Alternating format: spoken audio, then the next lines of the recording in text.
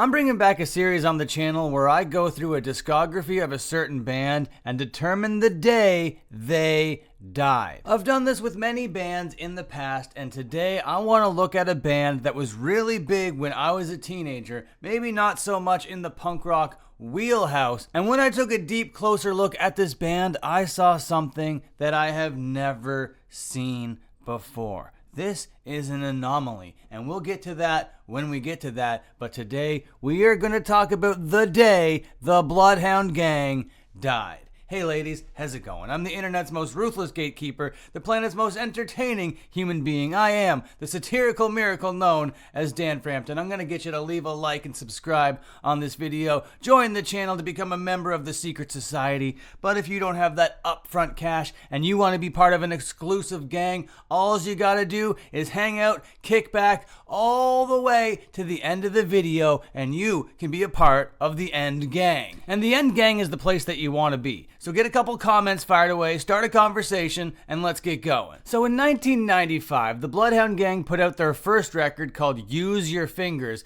and this was definitely more of a rap thing. Had kind of like an underground, lo-fi, hip-hop kind of quality to it. Kind of sounded like the Beastie Boys if the Beastie Boys were bad kind of thing. And right away, the first track on this thing is called Rip Taylor is God, and Rip Taylor is like this really crude comedian or whatever. And if you take this first song and kind of frame the entire band around it, it kind of creates this whole new mission statement. If you see as like Bloodhound Gang, they worship Rip Taylor like a god, the way that Ween worship the Boognish or whatever, then it kind of frames everything that they do in this kind of weird, silly, comedic way. And at first when I was listening to this, I'm like, this is so bad. Why would you start a record like this? But when I thought about it like that and used that kind of frame of reference, I thought it was nearly perfect. I'm giving that 1 3/4 thumbs. The next track, We Are the Knuckleheads, just early 90s white boy bebop. I'm giving that a thumb in the middle. We are the Knuckleheads. We are the Knuckleheads. You know what you're getting. And then we get a couple solid one-thumber tracks until we get to track number 5, which is Mama Say. Now this would be the band's first era-defying single in their career. They would put a couple of these under their belt, but Mama Say is just one of those classic 90s white boy hip-hop songs that when you're in a mood for that kind of thing, this is gonna be one of those songs that makes it onto that playlist. So yeah, that's a big two-thumber. Not too many songs get the two-thumb treatment, but the Bloodhound Gang definitely have a couple of those under their belt, and this would be their first one. Moving on to song number 6, we got Kids in America, which is kind of a cover of a Kim Wilde song, and they knock it out of the park. This is an amazing rendition. I love it. 1 3/4 thumbs. So as this record is playing through in 2024, I'm like, this is still a solid listen. This holds up. This ages well. Maybe the lyrics don't age so well. Maybe the lyrics are a little bit crude and of their time. But as a sound and as a vibe, this kind of puts you right back there. And the next couple songs are just so solid. You're Pretty When I'm Drunk, I gave that 1.5 thumbs. That is a very high ranking song. It's just got this like a cappella beat and it goes so hard. This is them almost getting clever. They're almost funny here. Not quite. It's still just like a little bit too try hard. Like the lyrics are so incredibly stupid, but it is the most listened to song on this record today. And it's easy to see why. You're Pretty When I'm Drunk is an absolute bop. Bloodhound Gang always have these like weird interludes all across their records. They're not always my thing, but when we get to track number 9, the song One Way, now we're back to having fun. We're getting these horns that sound so goddamn tight. This is definitely Jimmy Pop's best vocal performance up to this point. Catchy as hell, so fun, just showing me so much potential in this band early on. And then on track number 11, we get this like distorted guitar riff, maybe done in a bit of a sample formation, but I'm starting to hear what Jimmy Pop would sound like with some electric guitars, and I'm liking what I'm hearing. Hopefully they do a little bit of this in the future. Spoiler, they do. And the rest of the record kinda peters out as we go down from track number 13. Kinda not the greatest thing. The song Cuckoo Cachoo would be one of the best things on this record. Just sounding like an awesome rap rock song. Me realizing, oh, Bloodhound Gang could be a great rap rock band.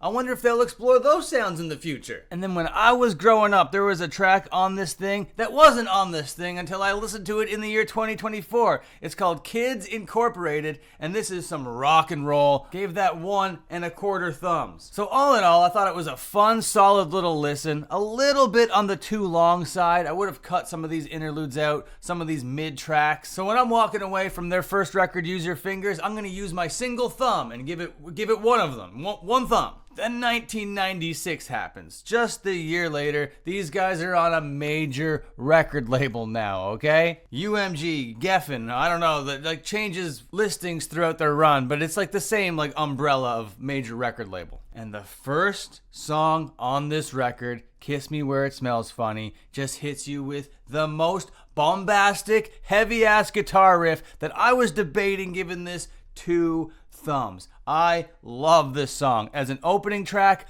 iconic. Just gets the blood pumping immediately. The lyrics are starting to get kinda clever, and Jimmy Pop is sounding kinda pissed. We're getting some screaming. We're getting some rapping. We're getting that like drop D kind of riff going on. I'm loving it. But I did hold back and didn't do 2 full thumbs because it isn't really that iconic culturally of a song, even though I love it so much. So I dialed it down just a little bit to 1.75 thumbs. But good God, this might be one of my favorite opening tracks on a 90s record. But it's the next track here, Lift Your Head Up High, where I'm realizing, oh, they're not just doing rock now, they are going to be bringing in some rap from the old school kind of thing. They're kind of playing around right here, and they're doing a great job doing it. 1.5 thumbs. But then you want to talk about another 2 thumb banger. Now when I say Bloodhound Gang 2 thumb songs, this is one of the songs that comes to mind. The other one we will be talking about later, of course.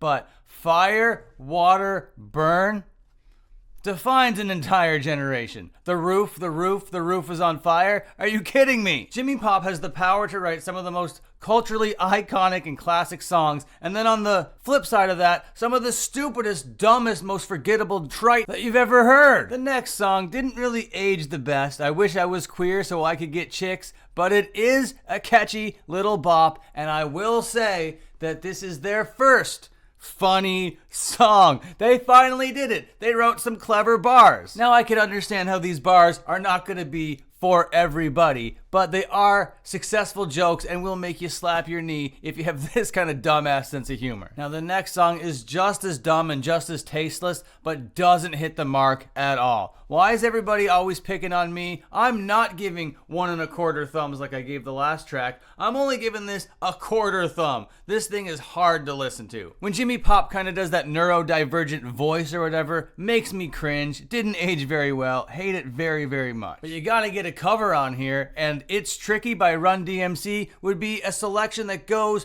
pretty hard. And you know what? It went really hard. 1.75 thumbs. Amazing cover. The only other 2 great songs on here would be Shut Up, which I gave 1.5 thumbs, and Your Only Friends Are Make Believe, I'm giving 1.25 thumb. Everything else is Midland to best, okay? But this being a nice little 12-song record, them showing their personality, I know they're going to be doing some weird interludes that aren't really for me, you know what I mean? But the stuff that hits on One Fierce Beer Coaster in 1996, it hits so hard. This is by far their best and most solid project. 1.25 thumbs I'm gonna give this whole album. And you gotta realize, I don't just give 2 thumbs all willy-nilly, but on every record so far, we got 1 2-thumber, which very few bands could say that. Very few bands have a single 2-thumb song. But then 1999 happens. Hooray for Boobies. Their massive, massive blow up, and here's where it happens. The anomaly. The thing that I've never seen happen before in my entire life doing these Day They Died videos. On this record here, they become just as alive as you could ever be. Almost like Icarus and his wax wings, he flies too close to the sun on the first half of this record, because by the second half of this record, the Bloodhound Gang are dead as a doornail, never to be revived again. And I've never seen that. A band that has its highest highlights and its lowest lowlights on the same record during the initial blow up. And you can absolutely pinpoint when it happens, because the first half of this record is all 1 3/4 thumb songs. Such strong songs. I Hope You Die, The Inevitable Return of the Great White Dope, Mama's Boy is their first hilarious interlude. Jimmy Pop calling up his mom. Not gonna spoil it. Absolutely funny. Then song number 4, 3.14. They're actually clever now. 3.14 all written out, but as numbers, it's pi. What's another word for pi? The thing that he was talking about his mom to on the last track. Very well done, very well executed. And then Mope, Yummy Down on This, The Ballad of Chasey Lane. And then their 2-thumb banger that absolutely made these guys a household name, The Bad Touch. Sweat, baby, sex is the Texas drought.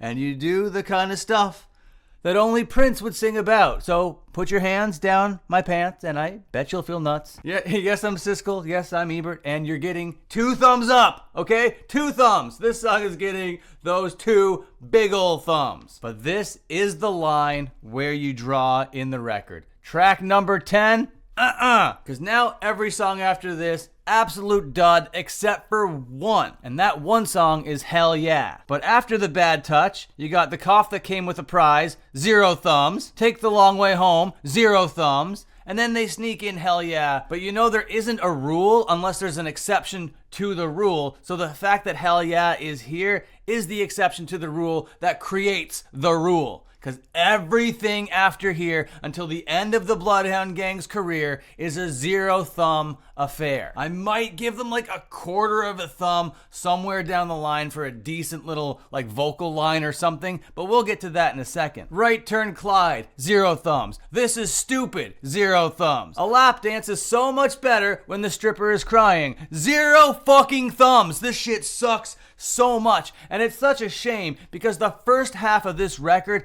banger, memorable line after memorable line. I'm here like 30 years later and I remember everything from the first half of this record. These are like core memories. And then everything on the back half of this thing, total trash. The 10 Coolest Things About New Jersey, 0 thumbs. Along Comes Mary, 0 thumbs. Hidden Track, 0 thumbs. And as a kid, I remember loving the first half of this record and not really caring for the second half so much, but not really thinking about it too deeply because I loved the first half of this record. But the first half of this record, I gotta mention, isn't really the hip hop stuff of old. It isn't really the rap rock stuff of One Fierce Beer Coaster. This is total pop rock. These guys just put out a pop record, and for some reason, halfway through, they stopped caring about it. It's not like it's Spotify and they were trying to get like playtime and runtime. This was still built on physical numbers where kids like me would go into record shops and buy the CD, okay? There was no need, creatively, financially, to put these stupid songs on this thing, and it only served to kill their reputation because it would be 6 years before they would put out another thing,